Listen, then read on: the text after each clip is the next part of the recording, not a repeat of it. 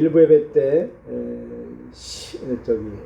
누가를 통해서 우리가 이 땅에서 살아가면서도 우리가 의리에 사는 사람들이 많이 있죠.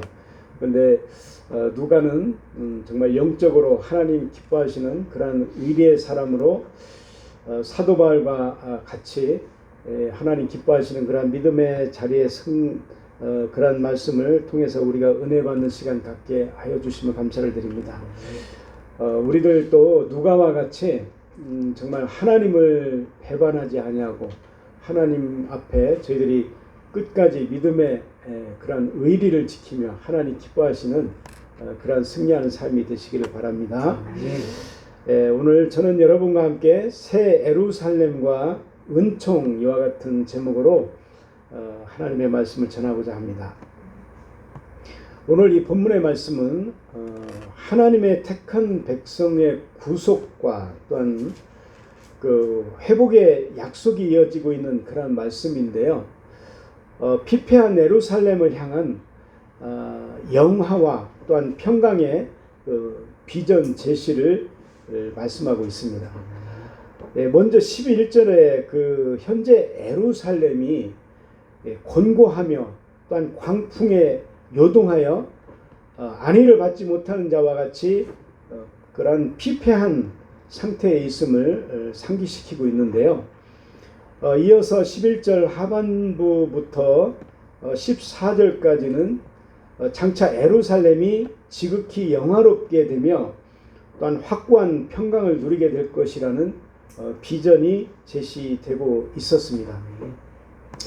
끝으로 그 15절에서 17절에서는 예루살렘을 대적하는 자들이 하나님의 심판을 받아서 멸망하게 될 것이라고 말씀을 하고 있습니다.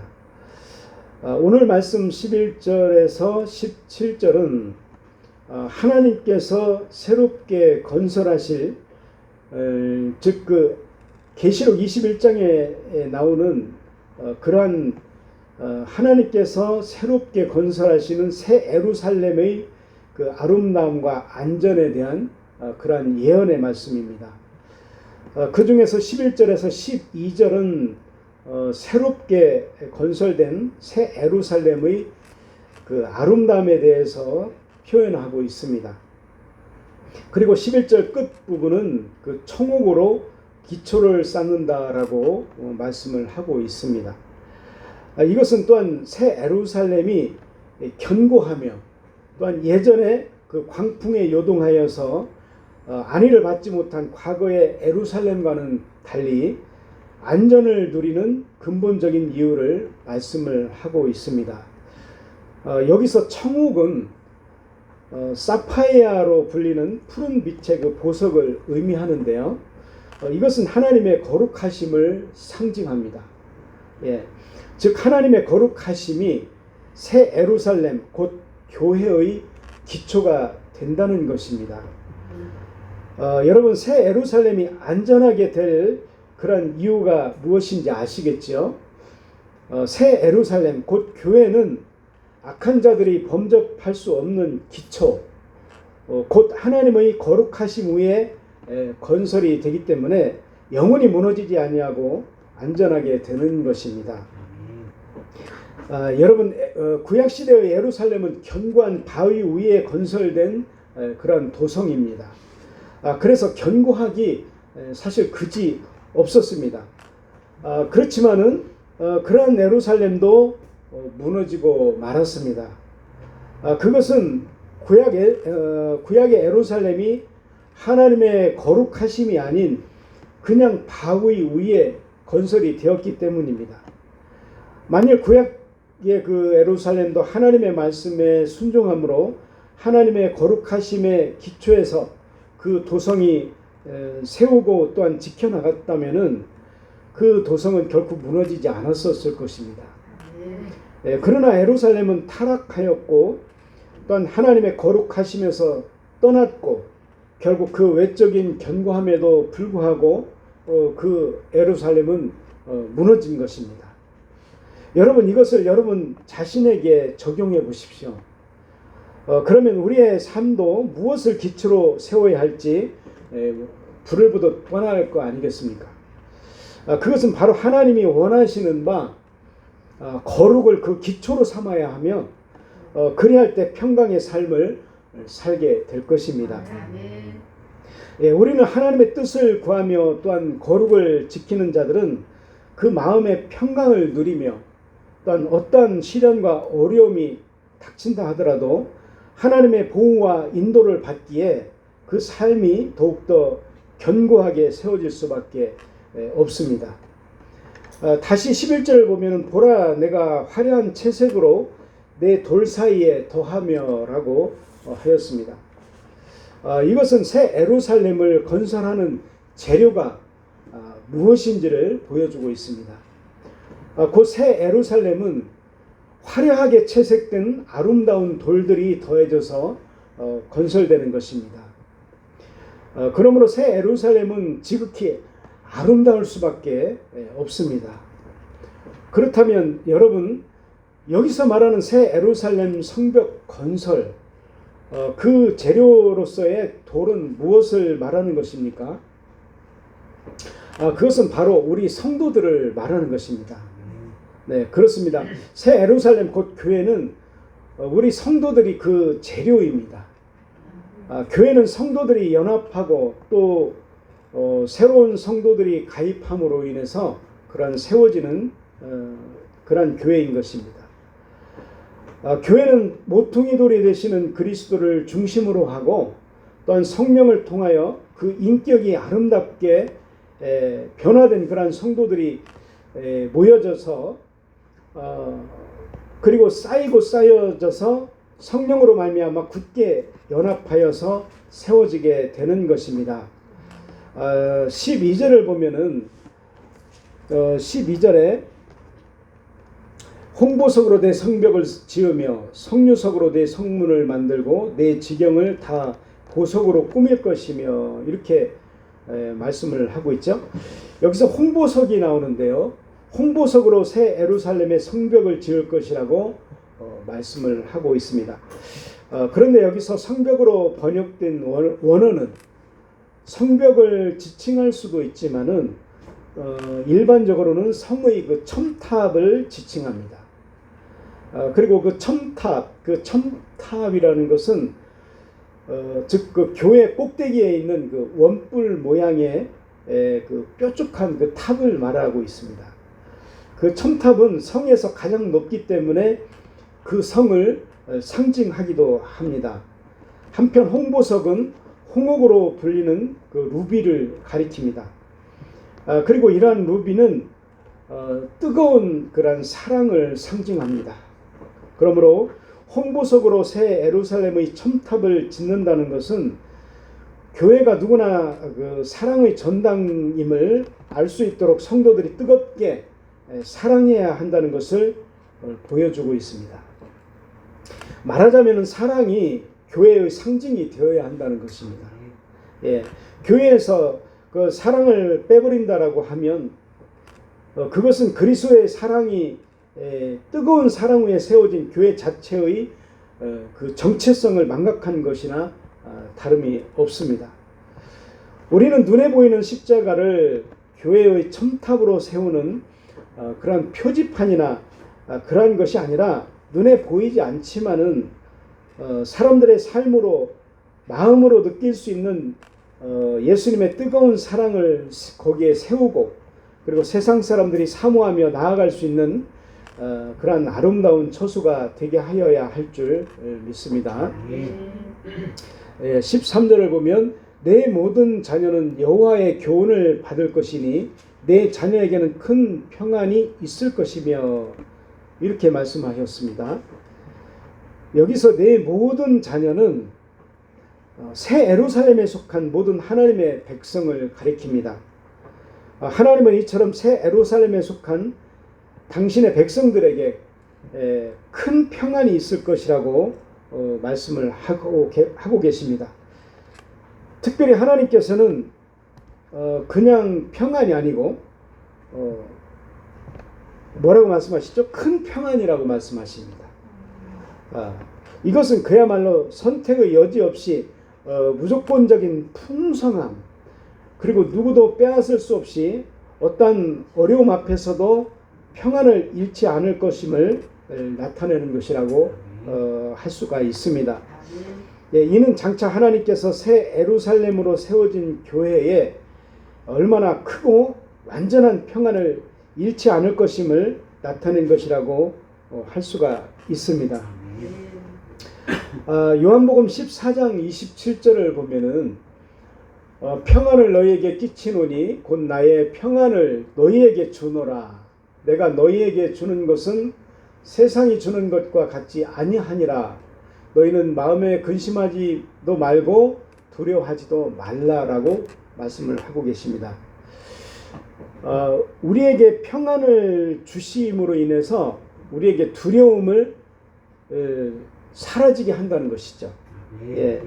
여기에 말씀하고 계시듯이 어떤 어려움이나 손해가 따른다 하더라도 말씀에 순종하는 사람, 하나님이 베푸시는 완전한 평안을 누리는 그러한 평강의 사람들이 다 되시기를 바랍니다.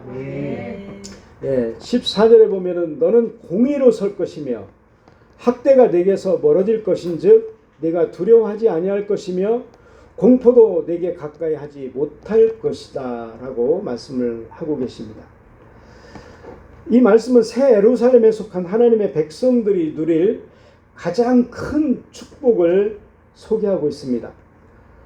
그것은 곧 두려움과 공포가 그들을 가까이 하지 못한다는 것입니다. 예, 여기에 보면 너는 공의로 설 것이라고 하였습니다. 이것은 두려움과 공포가 새 예루살렘에 속한 하나님의 백성들을 가까이 하지 못하는 그러한 이유가 되는 것입니다. 예, 이사야 53장 11절에 보면은 뭐라고 말씀하고 계시죠? 그가 자기 영혼에 수고한 것을 보고 만족하게 여길 것이라. 나의 의로운 종이 자기 지식으로 많은 사람을 의롭게 하며 또 그들의 죄악을 친히 담당하시리로다 라고 말씀을 하고 계십니다. 본문에서 너는 공의로 설 것이라는 이 말씀은 바로 여호와의 종의 그 일한 사역을 염두에 두신 그러한 말씀입니다. 그리고 공의로 선다는 것은 하나님과 올바른 관계를 회복하는 것을 말하고 있습니다. 이것을 감안해 볼 때 본문의 말씀은 그리스도의 대속의 은혜로 하나님과 올바른 관계를 회복한 하나님의 백성들에게 어떠한 두려움과 공포도 엄습하지 못함을 또한 못할 것임을 말씀한 것이라고 하겠습니다. 예. 여러분, 인간은 누구나 다 두려움과 공포를 가지고 있습니다. 그리고 그러한 모든 두려움과 공포의 밑바탕에는 뭐가 있습니까? 그 밑바탕에는 사망이 있습니다. 즉 사망에 대한 공포가 모든 두려움과 공포의 원인이 되는 것입니다.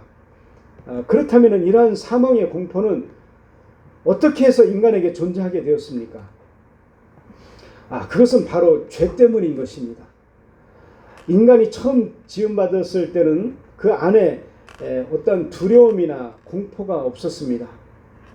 그런데 에덴 동산에서 그들이 타락하여서 하나님께서 금하신 그 나무의 열매를 따먹는 순간에 공포를 그들이 느끼기 시작하였고 그 죄가 하나님의 진노를 불어일으키고 결국 자신들을 사망으로 몰아가는 그러한 사실을 알게 되었기 때문인 것입니다.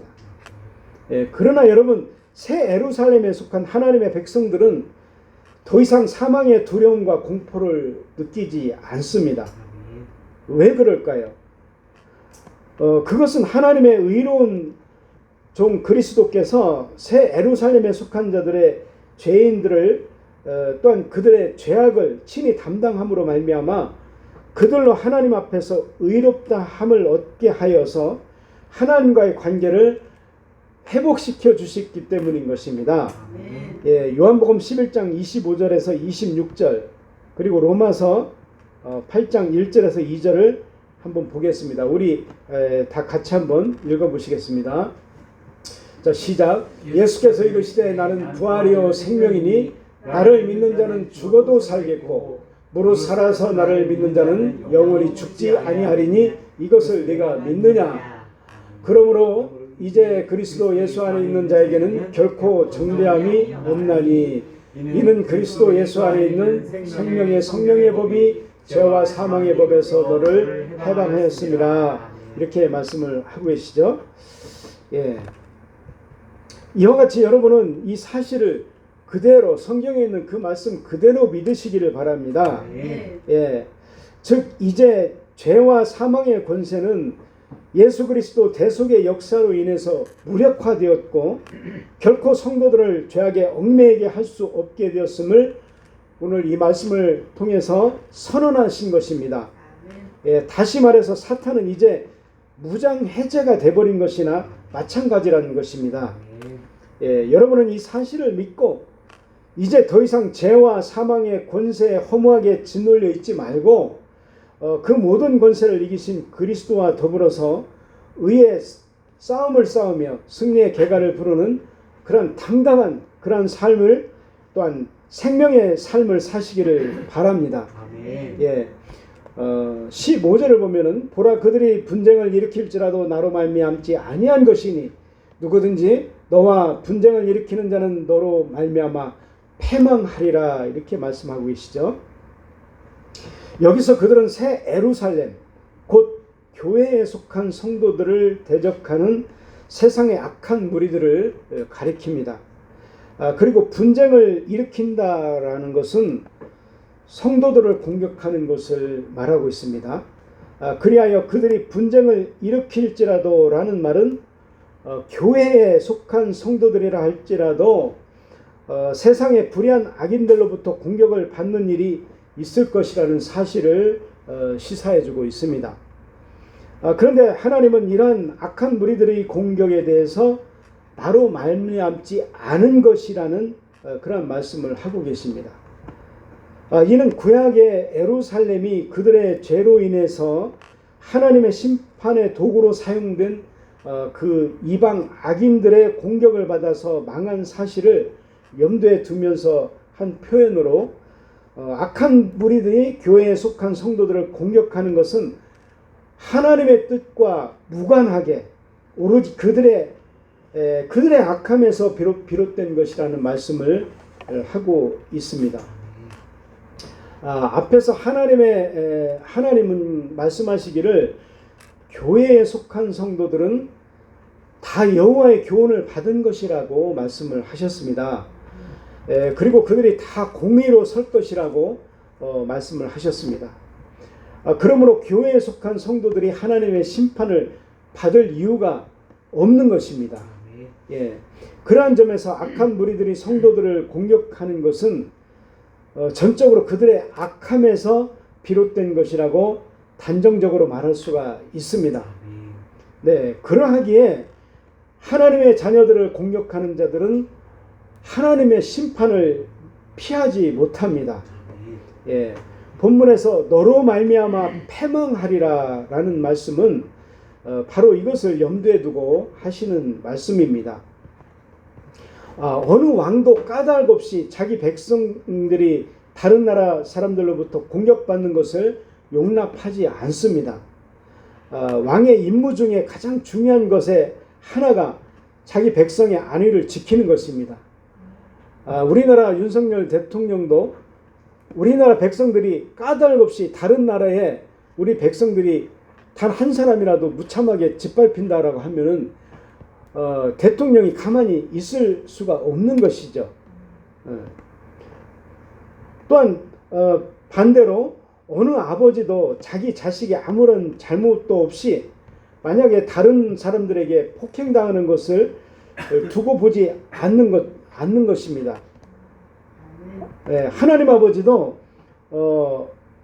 자기 자식이 아무런 잘못한 것도 없이 다른 사람들에게 폭행을 당한다든지 어떤 고통을 당한다고 하는 것은 우리 하나님께서 두고 보지 않는다는 것이죠. 그렇지만은 왕이나 아버지가 자기 백성이나 자식을 공격하는 자들을 제압할 수가 없다면 가슴 아프지만은 참아야 하는 그러한 경우도 있습니다. 그러나 하나님은 만왕의 왕으로서 전 우주의 주권자이십니다. 우리가 출애굽기 23장 22절과 시편 89편 23절에서 24절의 말씀을 한번 보겠습니다. 네가 그의 목소리를 잘 청종하고 내 모든 말대로 행하면 내가 네 원수에게 원수가 되고 네 대적에게 대적이 될지라. 내가 그의 앞에서 그 대적을 박멸하며 그를 미워하는 자들을 치려니와 나의 성실함과 인자하심이 그와 함께 하리니 내 이름으로 말미암아 그의 뿔이 높아지리로다. 이렇게 말씀하고 계시죠. 그렇습니다. 성도를 공격하는 자는 스스로 파멸을 부르는 자입니다. 그는 하나님의 보호를 받는 성도를 결코 해할 수가 없습니다. 그가 할 수 있는 일은 고작 해야 성도들에게 일시적으로 고통을 주는 것 뿐입니다. 하지만 그는 그로 인하여 판멸의 대가를 치러야 합니다. 악인들은 여러분을 공격함으로 인하여 도리어 망하게 된다는 그런 사실을 기억하시기 바랍니다. 그러므로 악인들로부터 공격을 받을 때 우리는 낙심하지 말고 도리어 담대하고 여러분을 도우실 하나님, 그분의 도우심 구원을 잠잠히 기다리며 다만 하나님의 뜻과 인도하심 앞에 여러분의 삶을 든든히 세우는 그런 일에 매진하시기를 바랍니다. 17절 후반부를 보면은요, 일어나 너를 대적하여 송사하는 모든 혀는 내게 정죄를 당하리니 이는 여호와의 종들의 기업이요 이는 그들이 내게서 얻은 공이니라. 여호와의 말씀이니라. 이렇게 말씀하고 계시죠. 여러분, 여기서 일어나 너를 대적하여 송사하는 혀라는 그런 말이 나옵니다. 이것이 무엇을 의미하는 것일까요? 이것은 우선 성도들을 대적하는 모든 악한 세력의 비방을 의미한다라고 할 수가 있습니다. 그리고 궁극적으로는 그들이 꼬투리를 잡아서 성도들을 하나님께 고소하는 사단의 송사를 의미한다라고 할 수가 있습니다. 사단과 악한 자들은 성도들을 해하기 위해서 수단과 방법을 가리지 않습니다. 그런 방법 중에 하나가 바로 악한 말로 성도들을 비방하는 것입니다. 이처럼 사단과 악한 자들은 틈만 나면 성도들을 비방하고 그리고 하나님께 대하여 송사합니다. 우리가 욥기서에 보면은 사탄 마귀가 욥을 송사하려고 하나님 앞에 계속 그들을 욥을 송사하는 것을 볼 수가 있죠. 그렇게 함으로써 성도들에 대한 자신들의 어떤 악행을 정당화하는 것입니다. 하지만 하나님은 그러한 악한 자들의 모든 혀가 도리어 네개라는, 오늘 성경에 있는 네개라는 곧 성도들에게 정죄를 당하게 될 것이라고 말씀하고 있습니다. 이것은 역으로 생각을 해보면 성도들은 결코 정죄를 당하여서 망하는 일이 없다라는 것입니다. 네, 그것은 성도들은 결코 정죄를 당하지 않는 그러한 이유가 되겠습니다.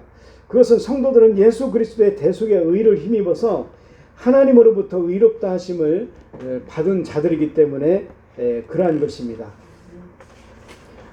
우리는 또한 예수 그리스도를 믿는 이후에도 죄를 범할 때가 많이 있습니다. 그러나 그리스도의 그 대속의 효력은 우리가 일생 범하는 모든 죄까지 미치는 것입니다. 그리하여 우리가 그리스도 안에 머물러 있는 한 하나님 보시기에 우리는 항상 의인인 것입니다. 그러므로 사단이 아무리 성도를 송사한다라고 해도 성도들은 정죄를 받지 않습니다. 왜냐하면 절대자요 최고 재판장이신 하나님께서 우리 성도들을 의롭다고 하는데 누가 성도들을 정죄할 수가 있겠습니까? 성도들을 정죄하는 악인들은 도리어 그들이 성도들에 의해서 정죄를 당할 뿐인 것입니다. 로마서 8장 33절과 34절을 우리 같이 한번 보겠습니다. 누가 능히 하나님께서 택하신 자들을 고발하리요 의롭다 하신 이는 하나님이시니 누가 정죄하리요. 죽으실 뿐 아니라 다시 살아나신 이는 그리스도 예수시니 그는 하나님 우편에 계신 자요 우리를 위하여 간구하시는 자신이라. 아멘. 이와 같이 여러분, 하나님은 우리가 이 땅에 살면서 힘겨운 삶을 살아가면서도 의를 지키는 성도들, 또한 하나님의 뜻을 따라 행하는 성도들을 견고하게 하시며 또한 완전하게 보호하시며 그것을 연단의 과정으로 삼아서 더욱 영화롭고 또한 고결한 존재로 우리들을 빚으실 것입니다. 여러분은 이러한 하나님의 은혜로우심과 또한 장차 허락될 승리를 바라보며 믿음을 지키고 어떤 어려움이 닥친다 하더라도 의연하고 또한 굳건하게 승리하는 그러한 삶을 살아갈 수 있기를 예수님의 이름으로 축원합니다. 네, 기도하시겠습니다.